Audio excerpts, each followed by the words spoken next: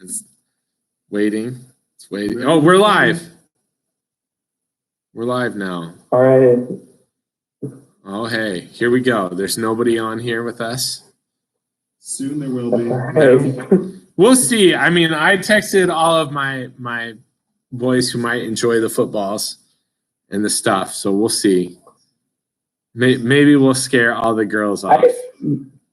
There's a kid in my physics class that might be hopping on because he was. I told him I had to get off to go get ready for that, and he said that he was very interested. Yeah, let's do it. In hearing me talk sports, so he might be hopping on. Hey, Allie's here. You don't know that, right. But I do. Allie Koppel's here. That's Andrew's girlfriend. We'll give her a shout out. It's great. We're glad you're here. We're going to talk some sports. You ready to talk some sports? We're excited. I'm excited. Ready to talk sports. Cardinals. Well, I mean, as a franchise, I'm not sure that's a really good debate to get into. One's maybe more storied in the sense of, I think anytime you have to, remotely call yourself lovable losers, you're in a struggle. I agree with that. So I'm hoping I'm more of an American League follower in the MLB, and the Twins just signed Josh Donaldson, and I'm pretty excited about it. That's good. We'll see. There's no way we hit the same amount of home runs this year, so that's going to be a step back. But it'll be fun to watch. You never know. I mean, last year was just this bonus year where you expected them to be bad, and they weren't. Like how can you be anything less than like really excited about whatever this year will be? Because last year the expectations were so low. Right, and then we get bounced by the Yankees in the playoffs that's just how the Twins do it. But that's just life. That's just the way that it goes, and that's okay. It's okay to Yankees over Twins in the ALDS. That's life. You get beat by money, and that's ultimately it's true. You see it everywhere. Professional soccer is rampant that way. I mean, even if you get in trouble, we're looking at you, Man City, getting in trouble for overspending. They got in trouble with the Financial Fair Play Act. And so they got suspended from the Champions League for the next 2 years. So I don't know what's going to happen there. But I promise we won't talk a lot about soccer, but we'll see. I mean, you can, but I don't know what I'm talking about. That's one that I'm not going to be able to keep up with you on. Quite honestly, in a lot of cases, like when you start talking about sports and you're a guy who just really enjoys sports, and then you end up playing like the games, right? So like FIFA or Madden or NBA 2K or all of that, you realize that a lot of your mentality, a lot of your thought process is like built on who the developers think are good. Yeah. Their ratings are big. Right? Because, I mean, otherwise you're like, oh, who is that guy? Oh, they're garbage. They have bad stats. They can't be any good. So, it's that sort of stuff. We have 3 viewers. We got 3. One is me and one is someone else. Someone else. Who knows? It doesn't matter. We're here. We're going to produce content. We're going to have some fun. And that's what we do. That's what we're about here. So I'm Mike DeWard. I'm the youth pastor at Parkview Church. And with me is Kale Altman. Yes. That's Kale. I'm a student at Luther College and a former student in the Parkview Student Ministries. And I am home like most people right now with the coronavirus quarantine, and so I'm just gonna chat with Mike about some sports stuff today. Look at this guy. He's following the rules set by his parents. It's beautiful. He's staying in the house, so he's not here. So we've got this beautiful screen. It's gorgeous. It's everything you've ever wanted. And so what we thought we kind of start here with is just we'll start a little football, and then we'll transition to a little basketball. And since there's no current sports going on, we like to talk and argue about random stuff here on this. We're going to go get after it. So the first thing we're going to do is we're going to start with our top 10 list. And because I'm a longtime returning attender to arguing about remotely unimportant things, and Kale's new here, I'm going to let him go first. So Kale, why don't you tell us who do you think is the 10th best NFL player of all time? All right. I put my list together and I decided on a Viking for the 10th best player because I'm a big Vikings fan. And we're going to go with Randy Moss, receiver. He's one of 2 receivers that I put on my list. And I think he's one of the best to ever play the position. Played some of his best years on the Vikings and then won a couple Super Bowls with the Patriots, I think. And he's going to be my 10th best player of all time. I don't think you're correct. I don't think he won a Super Bowl with the Patriots. I think he was on the 18-1 Patriots that made it all the way to that and was part of the David Tyree helmet catch. They lost to the Giants. And then I don't think he was in those. Yeah. Okay. But, I think arguably he is one of the best, I think, pure deep speed guys. I can see why you put him on here. It's a little bit sad that, you got to put him on here as a homer, but that's okay. It's okay. We'll see what you feel about mine. My 10th player is the ever-popular Mr. Hair himself, Mr. Troy Polamalu. All right, he won 2 Super Bowls. And now he's a safety, so I understand that it's kind of not as much fun. But he won 2 Super Bowls with the Steelers, was the NFL's Defensive Player of the Year in 2010. He's 8-time Pro Bowler and 6-time All-Pro selection. There's not a safety that I think that I really liked more than him because he hit well. I think he was just a great tackler. He had the longevity that, say, like a Bob Sanders didn't have. But I didn't feel like I would maybe think about Brian Dawkins, if you remember Brian Dawkins of the Philadelphia Eagles. Yeah. He's a pretty close one, but I always felt like he went for the big hit. And I think he was trying to end some people's careers. And so I have a hard time putting him in the top 10, knowing that was like, there's one play where against the Vikings, Adrian Peterson is running right up the middle, and he came and he angled his helmet right here, like just as high, as hard as he could, trying to get him out of the game. And I couldn't put him there, but I like Troy. Troy's a good one. Great commercial, great commercial presence guy with the hair and shoulders. Head and shoulders, not hair one. Great commercial, great commercial presence guy with the hair and shoulders. Head and shoulders, not hair and shoulders, but head. Yeah. All right. I'll go. I'll do my number 9. Sounds good. So I got Barry Sanders as my number 9. He was a 10-time Pro Bowler in his 10 NFL seasons and 2-time Offensive Player of the Year for the NFC. He led the league in rushing yards 4 times in 1997 and became the 3rd player to rush for over 2,000 yards. Was named the NFL's most valuable player. This is a guy I think these are 2 guys that I grew up watching. Troy is a little less than Barry. Like I was kind of grown when Troy was in the NFL, but Barry was like in my formative years. You're talking about 97, so I was about 11 when that was happening. And he's the type of guy that he made moves that you just didn't think were possible.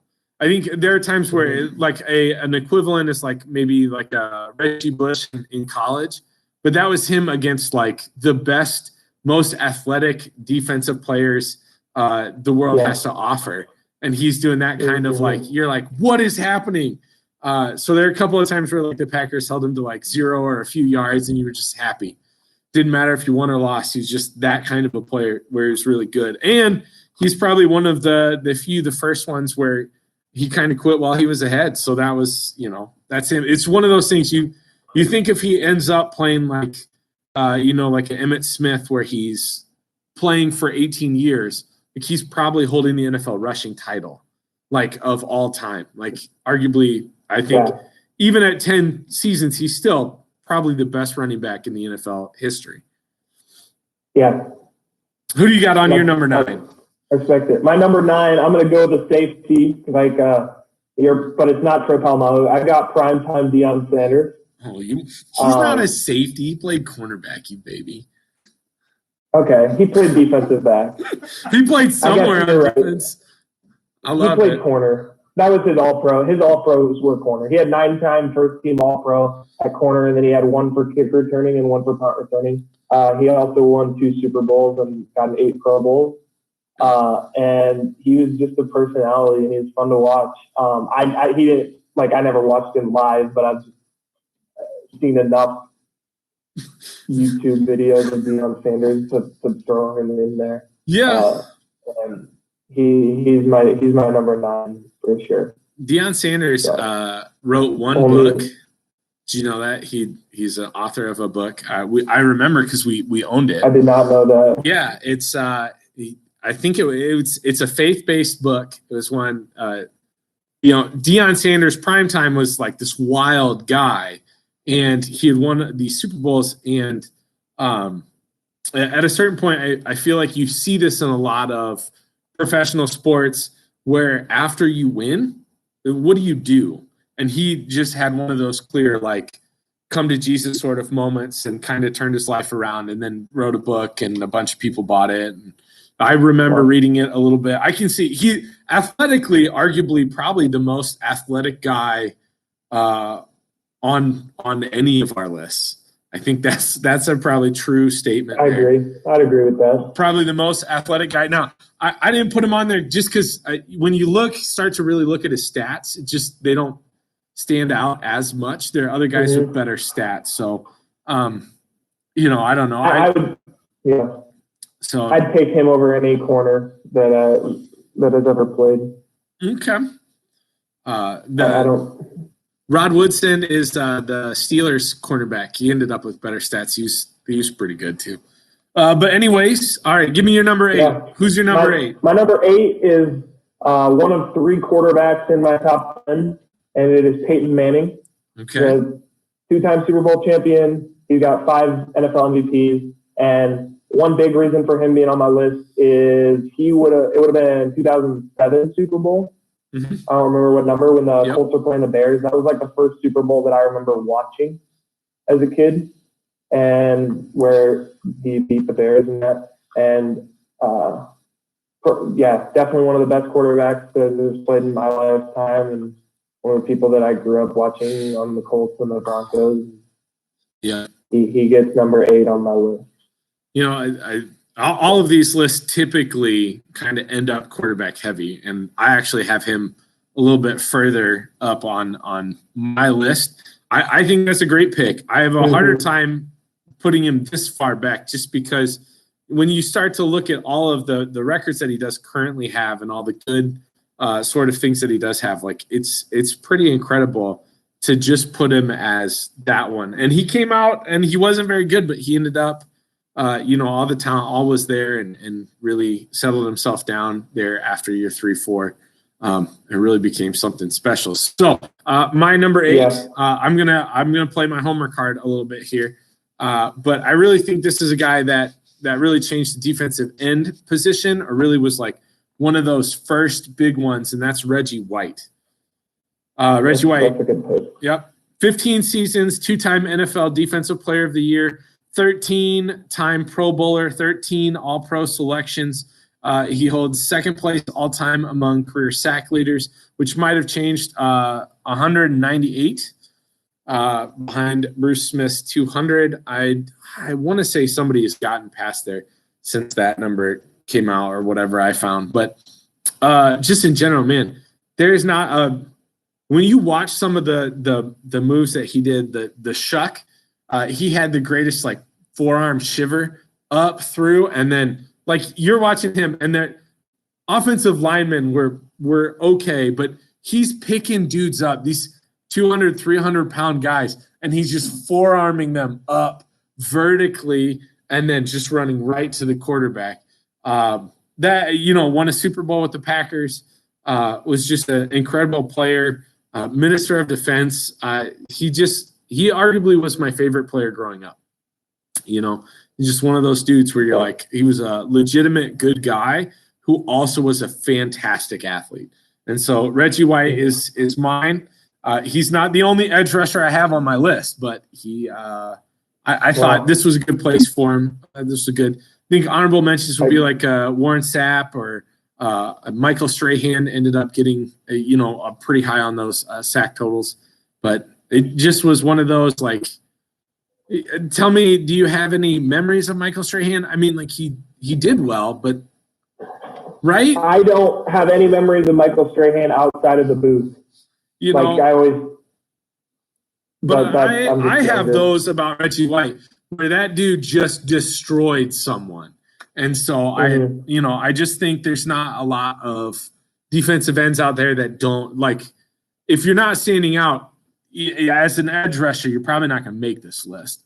If you're just a steady Eddie like a Jared Allen, probably isn't in the top, whatever, but that's a guy who was successful but did it just by being like around all the time. Like working really hard. It wasn't like that freakish of nature and that sort of stuff. So that's my 8. No. My number 7, I'm also gonna homer this one as well, but it's a different kind. This is an offensive tackle. Okay. Who do you think it is? Can you name one? Oh man. Offensive tackle from the Packers? Nope. He's just an offensive tackle because I'm a lineman and I need to validate myself. It would have I don't know. Anthony Munoz. Anthony Munoz from the Bengals. Okay. So he played for 13 years.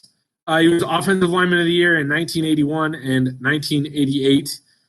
He was Lineman of the Year in 81, 85, 88, and 89. Man, this is probably the guy that all of the other tackles that end up getting drafted, that end up playing in the NFL, they're kind of molded after this big, tall, athletic, rangy tackle. Yeah. And the hard part, and this is why they almost never end up on these kinds of lists, is because there are no stats to qualify how good he was.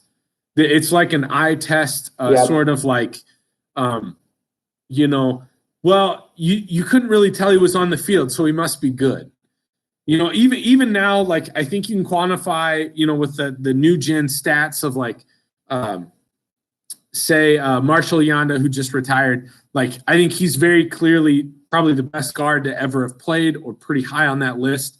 But you can quantify it because there are stats now. And before it was just like, did you give up a sack? No? Okay, good. Good job. Right. You're good. And so but this is, you think about when he came into the league, and then when another guy that I'm talking about came into the league opposite him, like this is the stuff. These are the guys that matter and change football. And so he's my one. So what's your number 7? So yeah, my number 7 and my number 6 I put next to each other because I had a tough time choosing between them, but I knew I wanted them both on the list. And so my number 7 is Walter Payton with the Bears. Sweetness. He was a big part of that 1985 Super Bowl team, and 9-time Pro Bowl, 7-time first team All Pros.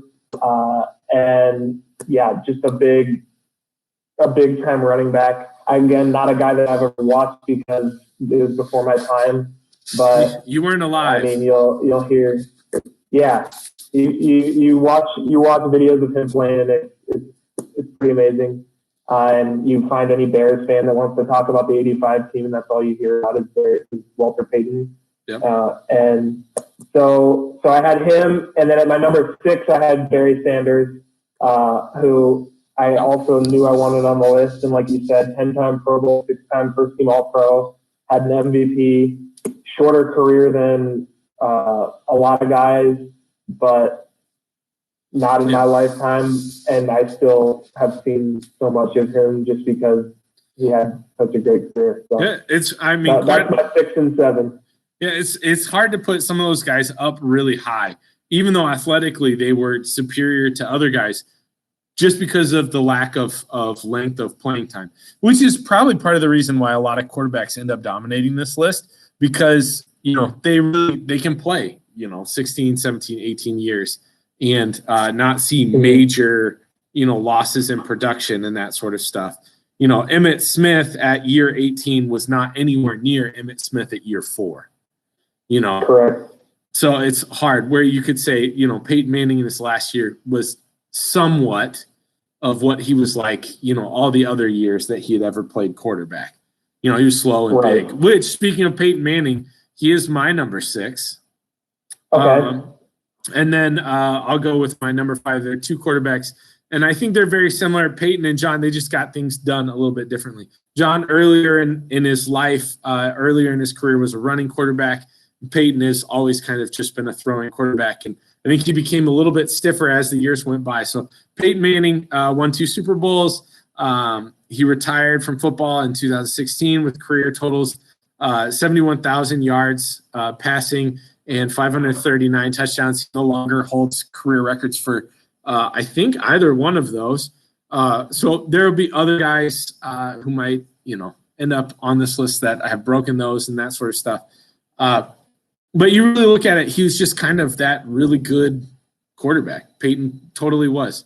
Great leader. He's part of one of my favorite YouTube clips of all time that I won't share here, but when they catch him on the mics on the field, but he had a running back not do the correct thing, and so he was very upset, and you can hear it clear as day on the audio. It's hilarious, just because it's Peyton Manning. But I think you can't say enough about how good he was, just how professional he was, and what he really did for a lot of the quarterback sort of positions as things went. So my number 5, John Elway, also 2-time Super Bowl winner. I think this is where you start to get some of those where I think the Super Bowl matters. And really the reason that he ends up higher than Peyton is because he ended up at 5. I don't know if you knew that. He ended up in 5 separate Super Bowls, but he only won 2. And one was against I did know that. One was against the Packers, and he got the helicopter play, and it was brutal as a fan to watch. But when he retired, he ended up with the most career victories, which is 146, which was broken by Brett Favre back in 2007. But just, man, he was just so good for so long and really transitioned his game into something that was different than what he was at the beginning. I think in a lot of times when he was drafted early, he was running around. He was, maybe doing, the sort of stuff that you see nowadays with quarterbacks. They're running around and they're making stuff happen with their feet. But then as he transitioned, he kind of picked and chose the situations where he was going to use that, where he was going to do that in his age. And he also developed a running game. He stopped chucking the ball around exclusively. And so they became a complete team and won some of those Super Bowls and broke the Packers back. The Packers should have 2 Super Bowls out of that Brett Favre era or more, and they only got 1. So that was brutal. What's your number 5? So my number 5, this is probably my most questionable choice, but it's a guy that I've grown up watching. He's probably one of my favorite players to watch in my lifetime, and he was one of my 2 defensive players that I put in the top 10, and it is Ray Lewis. Oh, yeah. 2 Super Bowls with the Ravens, Super Bowl MVP in his first one, 13-time Pro Bowl, 7-time All-Pro, 7-time first-team All-Pro, and just a guy that led that Ravens defense that basically for the entire 2000s decade was one of the most dominant defenses in the NFL. And just from the time that I started watching football, it was always the Ravens defense is the best defense in the league. And he was super fun to watch, just a mean middle linebacker. And so probably a little bit of personal favoritism on that part, but he's my number 5. Okay. I like it. And your number 4. You're going to lead off the number 4 spot. My number 4 goes to the 3rd running back on my list, and that's Emmitt Smith. The 3-time Super Bowls with the Cowboys, 8-time Pro Bowl, 4-time first-team All-Pro, and had the MVP in there. Another guy that I never got to watch live, but just looking back to all those good Cowboys teams, and he was such a big part of their offense throughout all those years. You can't really talk about the Cowboys dynasty without mentioning Emmitt Smith. So That's true. He's my number 4. I understand that. I do. I, however, will take. I don't have him on my list because those other two running backs are better running backs than he was. The only difference that they have, other than just being better athletically, is the fact that they didn't last as long. And so the hard part for me about putting him in on a list like this is he just, like a lot of the ends up, he ends up with less awards than those guys on a longer career. And so I can understand why you put him on there, because when you made that point about the Cowboys, when you think about that dynasty from the early 90s, you do end up thinking about Emmitt Smith, and Troy Aikman and Neon Dion, and those, and Michael Irvin, right? Those are the four. But he really was that bell cow. He drove the train in that, and I can understand that. Number 4 is pretty high, is my personal opinion. But my number 4 guy is good old Jerry Rice, the wide receiver from the 49ers. Man, I don't know if there's a better wide receiver than Jerry Rice. He was the best in Technical. That's a game that I barely played as a child, just for the record. But yeah, I mean, Jared, when you think about the things that he did, he set a single season record for touchdown receptions in a shortened year, 22 in 1987. He played on 3 Super Bowl championship teams for the 49ers. He 208 receptions for touchdowns, 1,549 receptions, and 22,000 plus receiving yards. That dude could run routes. He got open. He found space. That's what you want of a wide receiver. He didn't drop balls. He may not have been as athletic as Randy Moss, but I mean, like the things that he offered for the team from a leadership perspective, from a player perspective, from a person perspective, like he's head and tails above Randy. Although I do love Randy because, who would you rather throw a deep ball to? I would rather throw that to Randy. But the stuff that Jerry could do that Randy wasn't as good at, I think outweighs the overall value. So it'd be my number 4. My number 3 is the defensive lineman. They wrote a book essentially about him, even though they made it about offensive linemen. He changed the way defenses played. I think he changed the way offenses have played, and that would be Lawrence Taylor. That's my number 3, the freak of nature that he was. When you start to take into the effect that he was, I don't want to say a terrible human being, but he clearly was not like a good one. And when we start talking about the basketball stuff, and I brought this up before we were talking earlier, you start talking about those old guys, and they're smoking cigarettes at halftime, right? And after games and before games and like all that sort of stuff. But that's like Lawrence Taylor, but he used worse stuff in general, and he still was a freak of nature. And so he won a Super Bowl on the 86, 90 seasons. He was named All-Pro 6 times, 10 Pro Bowl appearances. Man, he just 33 forced fumbles. Man, 132 sacks, and not including his first year. He wasn't a full-time pass rusher, but by golly, man, that as an edge rusher, that speed, that initial speed from his early years, that changed football. And he was incredible. And the fact that he was as good as he was, you think if that dude had known how to work, like you start hearing stuff like he didn't start playing football until he was in the 11th grade. He was a junior in high school. He just shows up, gives him a helmet, and he's just good. Like that's what happens when you're a freak of nature. Yeah. So who's your number 3? My number 3 goes to Joe Montana. Oh, that's yep. Okay. I'm interested. He's 4-time Super Bowl champion. Always just a guy that, as I was starting to become a big NFL fan, learn about football history, like his name has always been brought up. And yeah, led the 49ers to the history that they have. Not a quarterback I've ever been able to watch live, but definitely one of the best quarterbacks ever. And he comes in at number 3.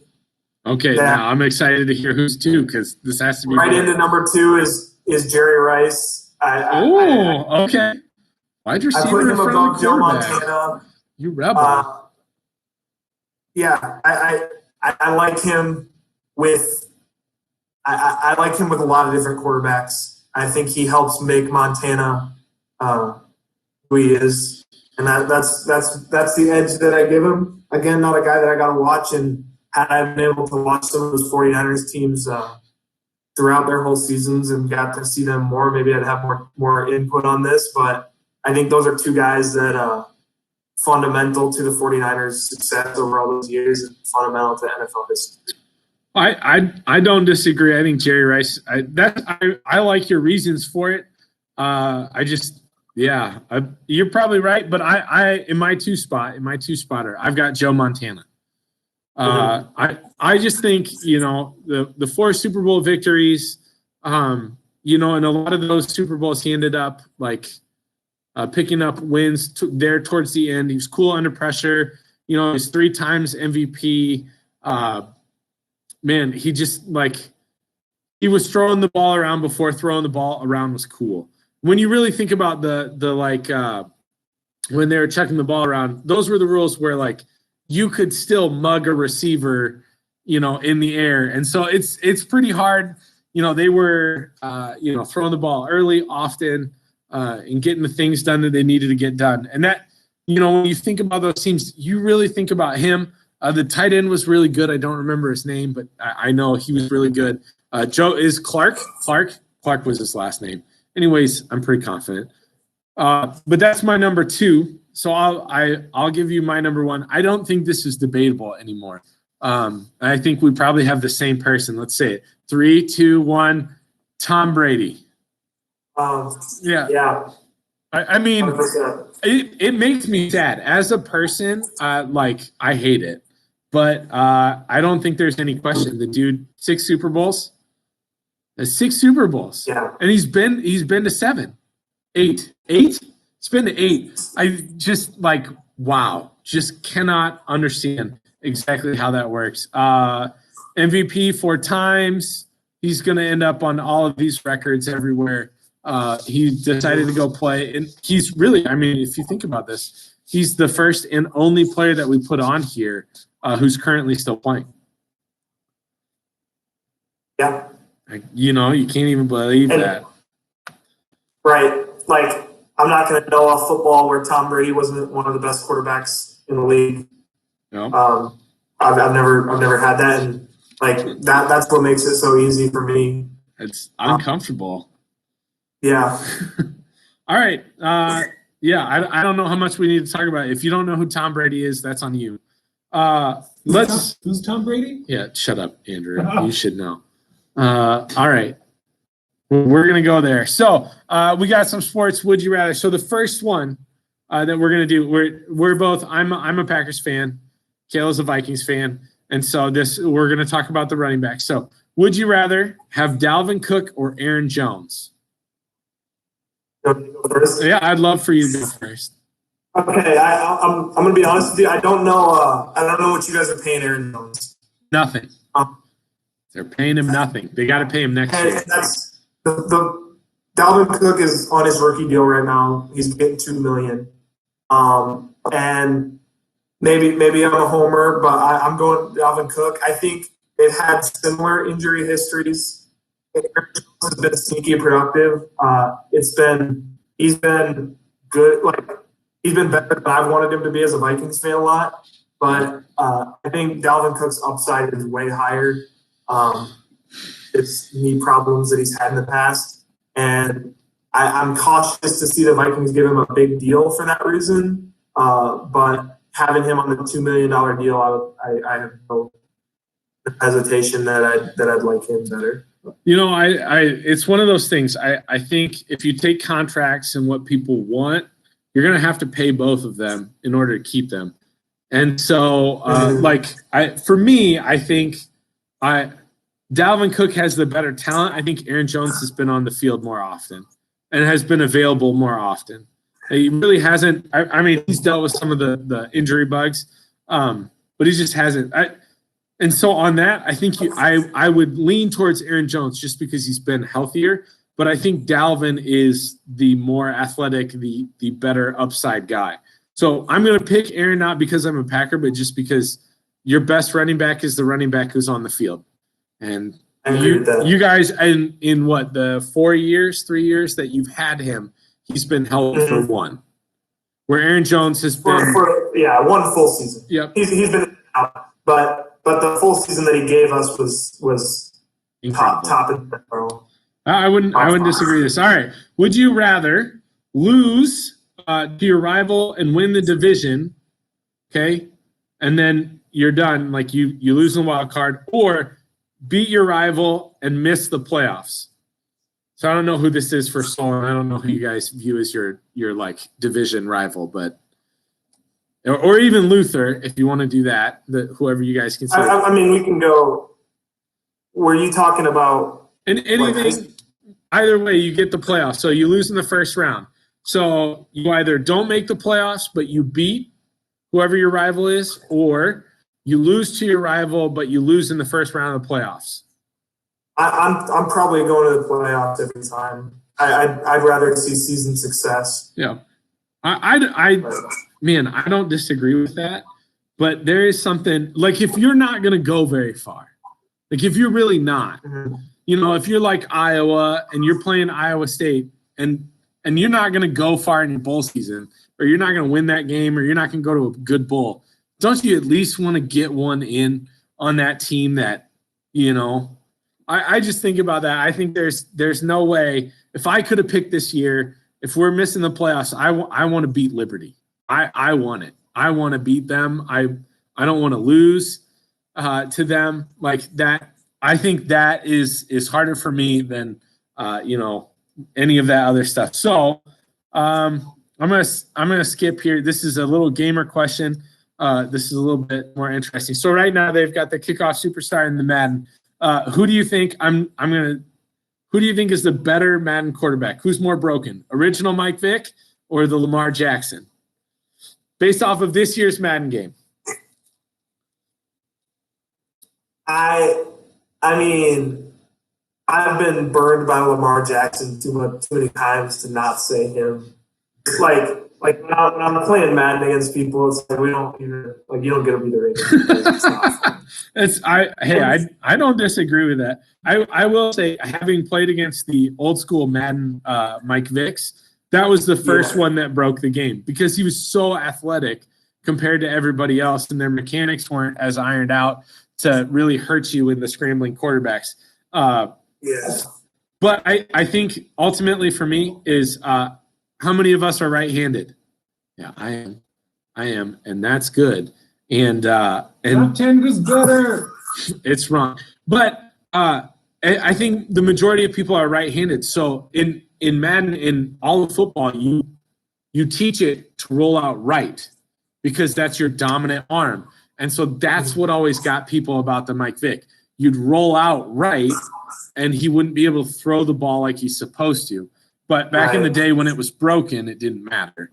Then you could just rip it from anywhere on the field. He was very broken. All right.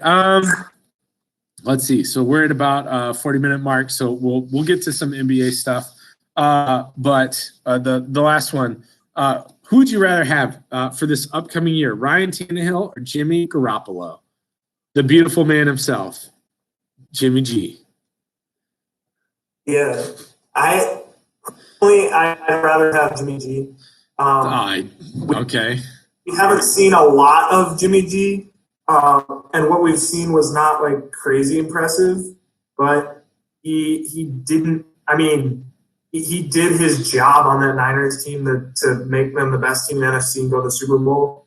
Ryan Tannehill, we've seen enough of mediocrity on the Dolphins to kind of know what his average play is, and I don't think he's going to play a lot better than he played this season on the Titans. And he played well, but I think you'll be lucky to get that season again. Okay. I will say I'll fight me on this one. I'll engage in combat on this. I disagree strongly. I think you saw enough of Jimmy G this year. I think you saw enough to know that he's not good. He's mediocre at best. That's his ceiling. At least Ryan Tannehill, you're like, mediocrity is like where he is, but he has a talent level with the running game to be above average. And that's what you saw this year. Like with a good team surrounded by good talent, are you telling me that if you took Ryan Tannehill and made him play for the 49ers, they wouldn't be a better team. The team that basically said, Jimmy, don't throw the ball, please. We're going to play defense and run, and if that doesn't happen, we're not going to make it. I think the problem that I have with it is we've only seen Jimmy G for 1 year. He's only had 1 year to be a starter. He had 5 games the year before, and then he was a backup before that. And so, I'd like to see him have I don't know how many years Tannehill's been starting in the league, but it's been Well, he's been hurt off and on for 6 years, so it's kind of and a similar thing. I'll give him the benefit of the doubt that the Dolphins teams were not great, and it's hard to have productive quarterback play on a really bad team. But the situation when you have a running back with Eric Henry is going to give you the production that he gave you.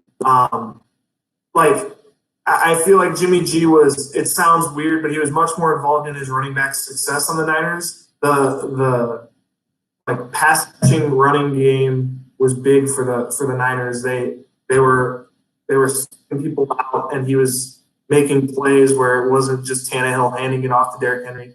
I'd like to see Garoppolo get a couple more full seasons as an NFL starter before I said his ceiling is what it was. I'm gonna disagree. I really think that his 5 games with the Niners last year were bad, and then this year it was not good. Mediocre is the best way to explain it. And when you start looking at the games where he threw the ball a bunch, they lost those games. And I don't think Tannehill is a ton better in that sort of sense. If you put the game on his shoulders, I think they're both going to lose you the game. But what I will say is Tannehill has the better skill set to help the overall team. And so that, in general, that kind of helps, I think, in my personal opinion, make it a better. So I see what you're saying. The running game element is there. For both of them. You don't find, Jimmy G does not. So, you said Tannehill on the run a little bit, which was there. It wasn't great, but it was better than Garoppolo. Yeah. He at least can hurt you running the ball. Jimmy G can't. Right. But I'd like to see the untapped. You said Tannehill on the run. I can understand that. Okay. So let's transition here.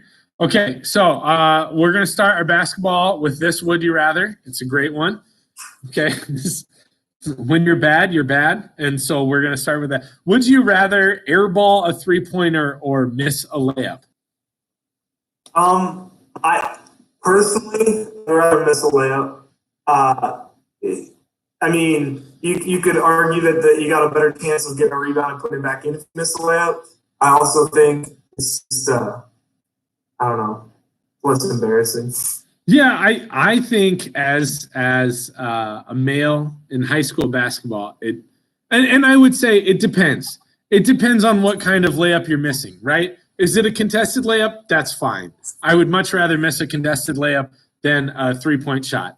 But if it's just you and you run up there and you just doink it so hard, I would much rather airball a 3-point shot because at least a lot of people looking at my body type, okay, on a certain, I try and keep my arms. There's a little bit of that where I would much rather Dude was a monster way back when.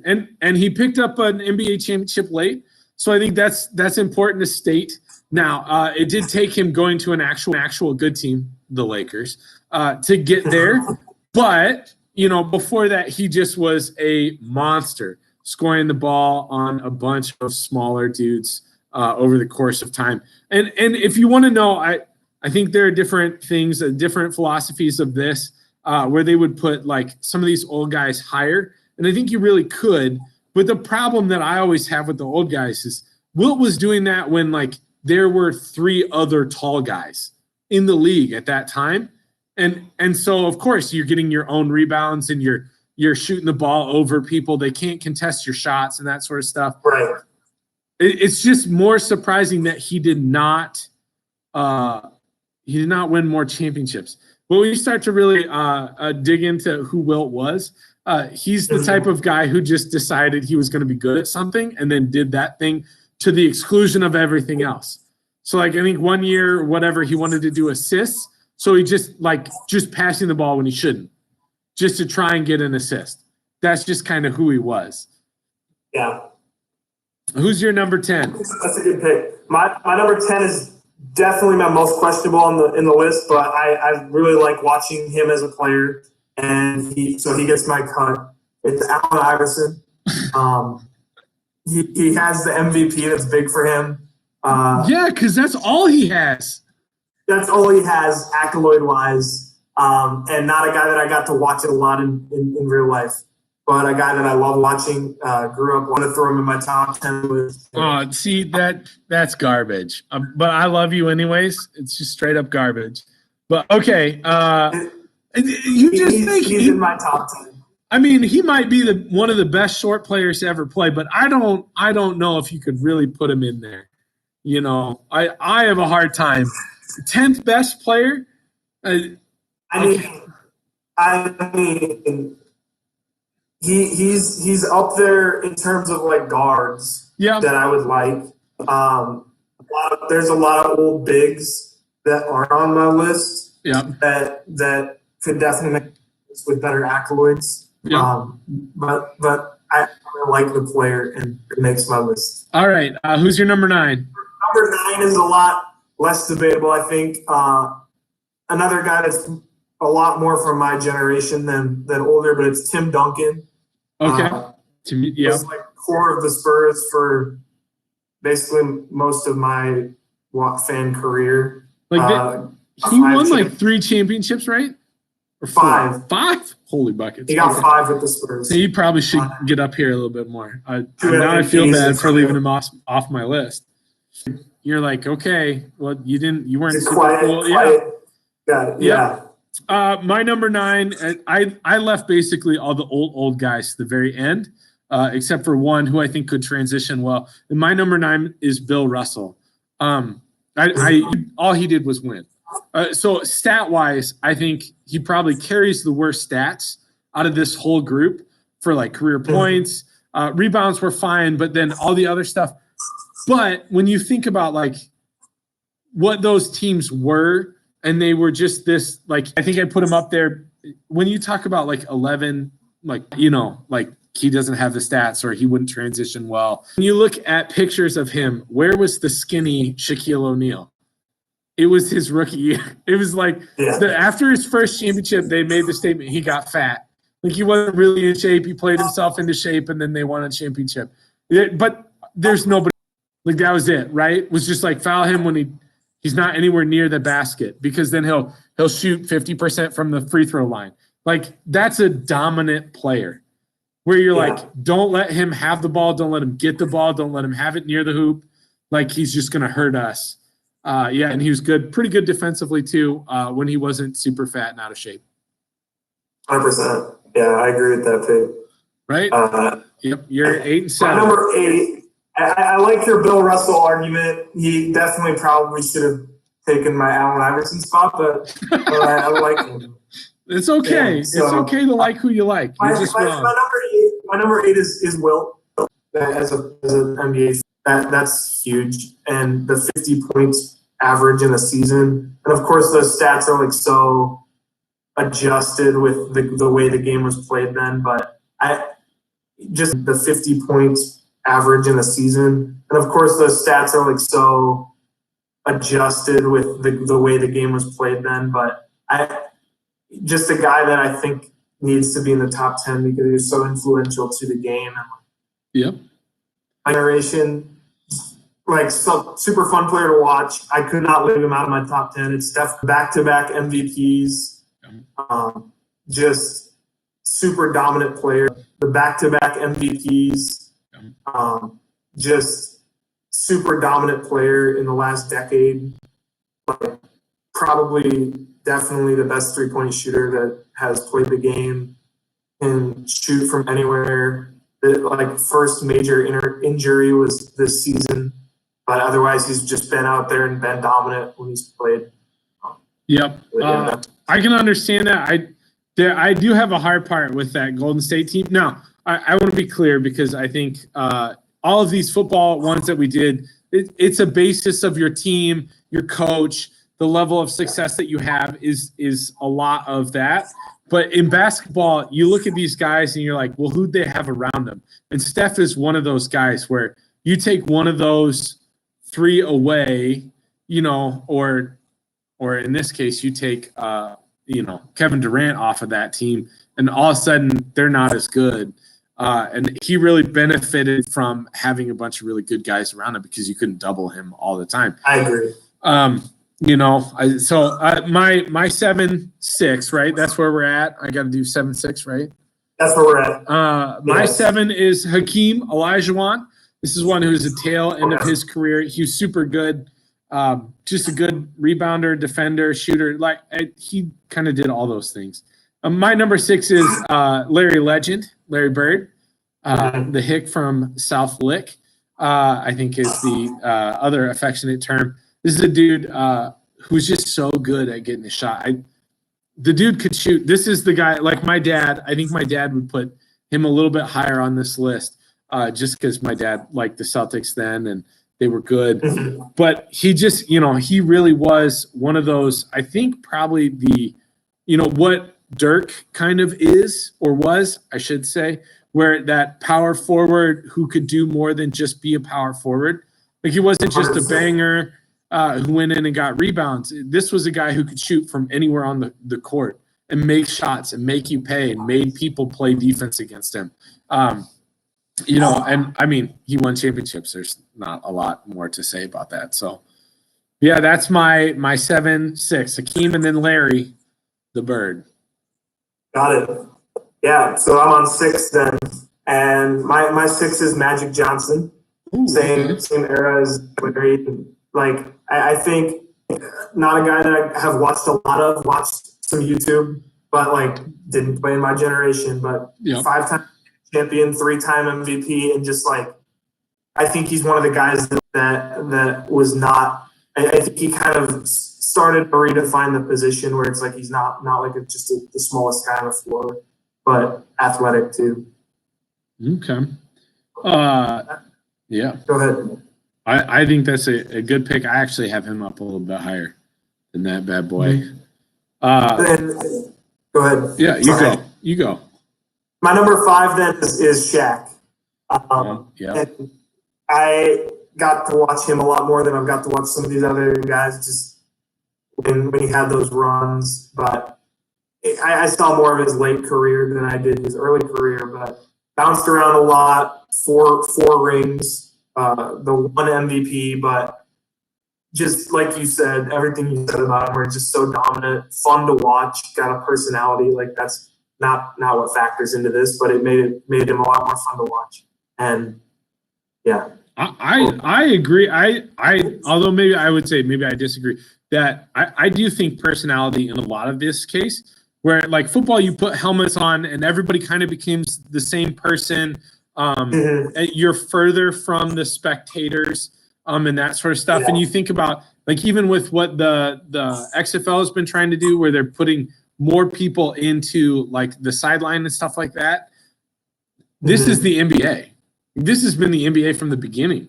You have courtside seats are a real thing where you are an arm's length away from somebody. So I do think that the caricatures or the guys with a lot of personality and talent, that makes them better than other guys. In a lot of cases, my number 1 is a lot because of the personality that he had. Now, he cultivated that, and it wasn't necessarily his real personality, but it's still important to understand. So my 5 is Kareem Abdul-Jabbar, Skyhook himself, right?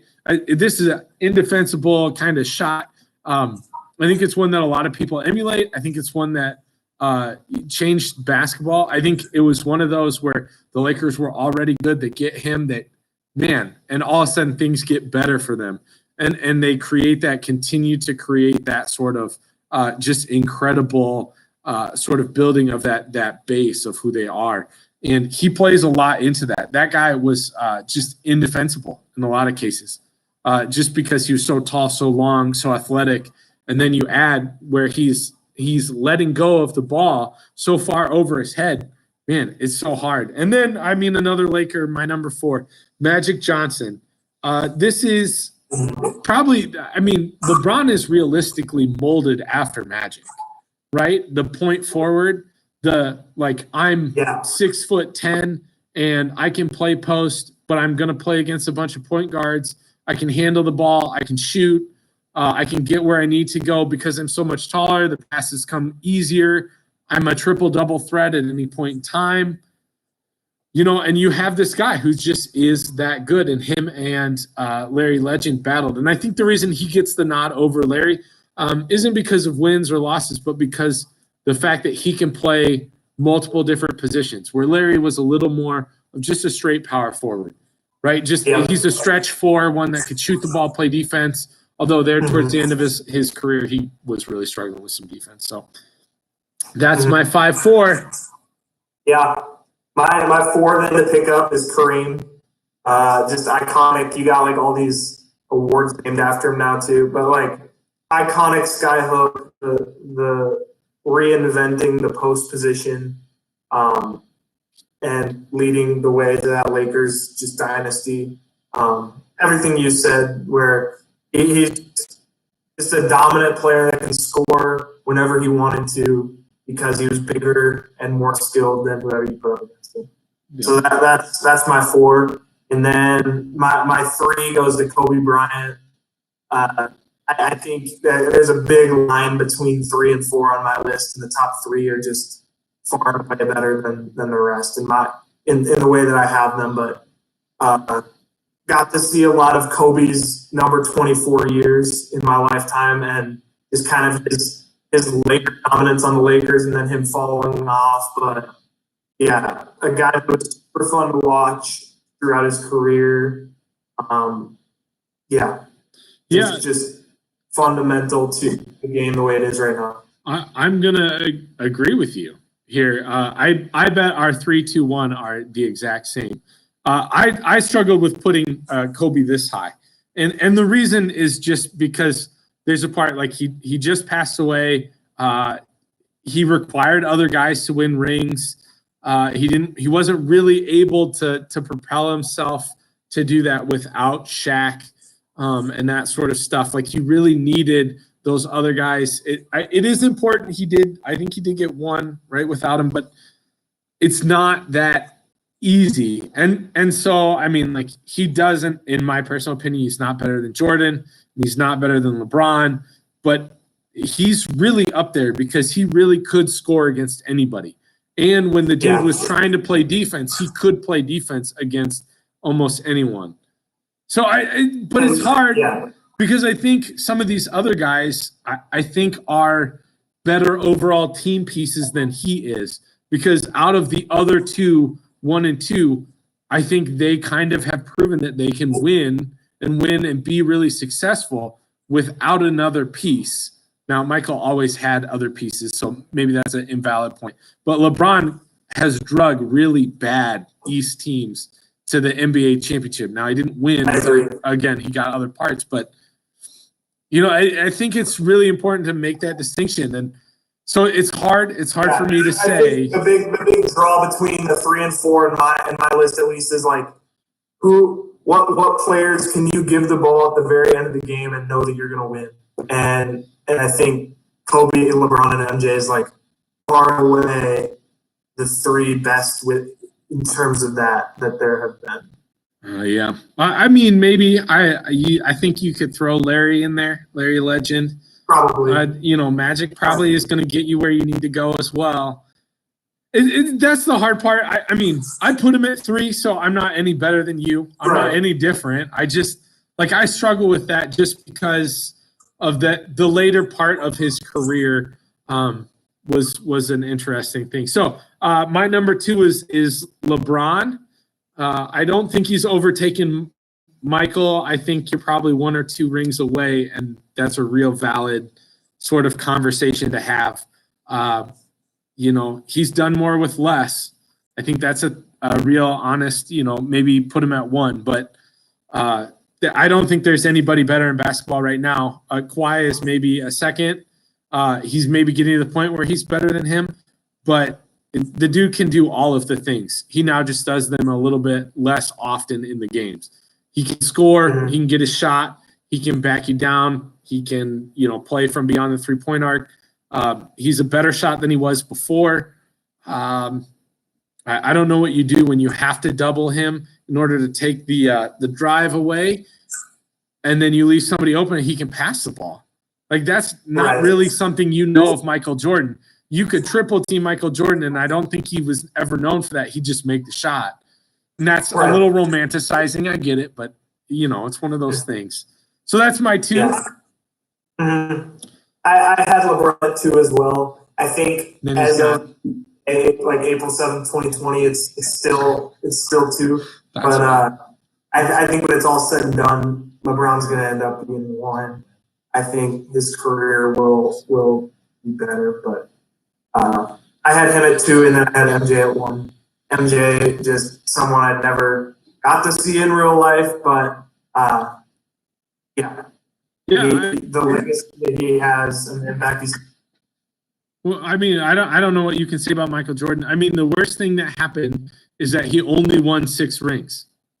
He only won 6, and when you look at it, people are like, I mean, he took his 3-year baseball sabbatical, which you could say was because he loved gambling. Like I said, he fostered a level of who he was that wasn't exactly the most accurate depiction of himself.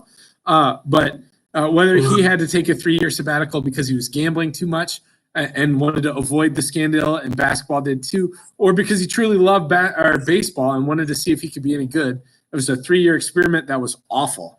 But when you go 6 for 6 for NBA championships and you think you missed 3 years in your prime, like, you're probably talking that we're talking about arguably the best NBA player in the modern era.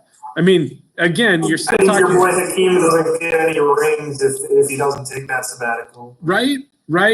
And so, I think I don't think it's really a super debate yet, but it's getting ever closer. The longer LeBron sticks around and the more titles that he's able to procure brings this conversation closer. Because then you start talking about who you would want in the last couple of minutes. What are you thinking is the most important? So I really like that. We're going to wrap it up here with this is one just in general. Would you rather at the end of games, okay, would you rather have the referee swallow their whistles and call nothing, or just call everything? Just blow a whistle on every little ticky-tack foul, just get after it.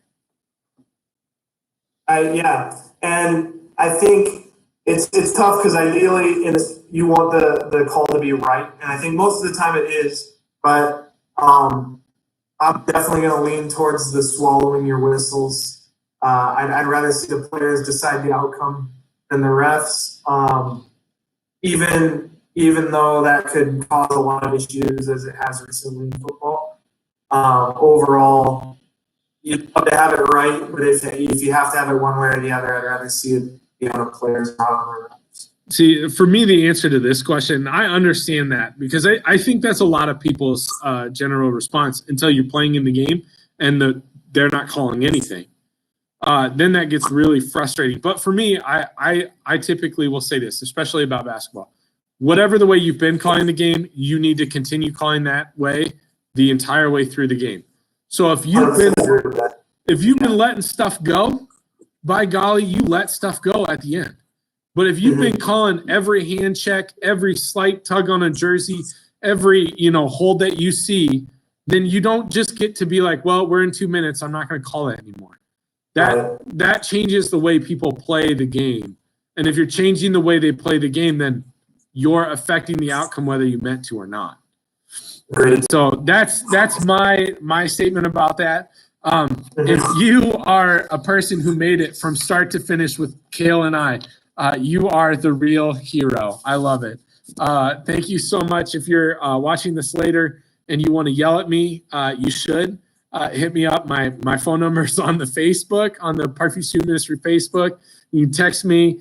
You can email us at pvstudentmin mdeward@gmail.com. You can email me at work at mdeward@parkviewchurch.org.